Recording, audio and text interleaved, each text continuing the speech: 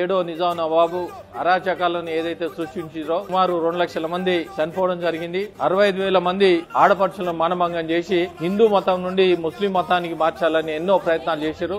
అదేవిధంగా బతుకమ్మ ఆడుతూ ఉంటే నగ్నంగా బతుకమ్మ ఆడాలని హింసలు పెట్టిన ఈ నిజాం నవాబును ఎట్టి పరిస్థితుల్లో దీన్ని అంతమొందించాలనే ఉద్దేశంతోనే సర్దార్ వల్లభాయ్ పటేల్ ఆపరేషన్ పోలో పెట్టి కేవలం 4 రోజులనే సెప్టెంబర్ 13 నుండి 17 లోపల ఆక్యుపై చేయడం జరిగింది.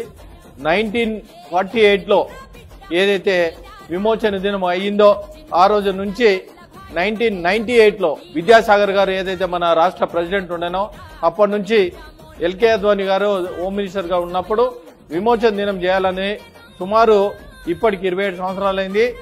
దీన్ని కంటిన్యూ చేస్తా ఉన్న భారతీయ జనతా పార్టీ కేంద్ర ప్రభుత్వం గుర్తించి గత 3 సంవత్సరాల నుండి విమోచన దినం పరేడ్ గ్రౌండ్ లో చేస్తా ఉన్నారు. రేపు జరగబోయే 17 సెప్టెంబర్ ఒక గజెట్ నోటిఫికేషన్ కూడా కేంద్ర ప్రభుత్వం విడుదల చేయబడ్డది.